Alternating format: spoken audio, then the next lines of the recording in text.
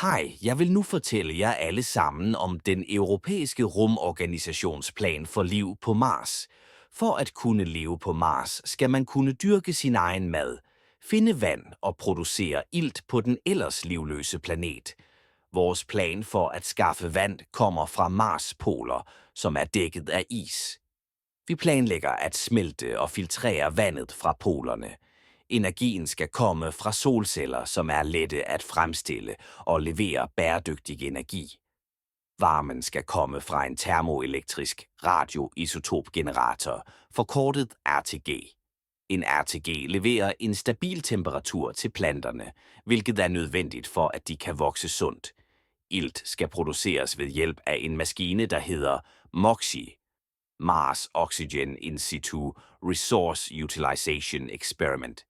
Den kan omdanne Mars' CO2 til ilt ved hjælp af fastoxid-elektrolyse.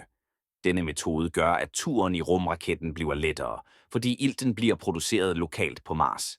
Selve plantekuvøsen er lavet af stål og aluminiumoxynitrid, et let materiale, der kan modstå ekstremt tryk og temperaturer. Derudover er det skudsikkert og bliver brugt i mange rummissioner. De planter, vi tager med, skal indeholde alle de vigtigste makronæringsstoffer. Derfor har vi valgt avocado for fedt kidneybønner, for protein kartofler, for kulhydrater. Det her er den bedste og mest effektive måde at bygge en lejr på Mars.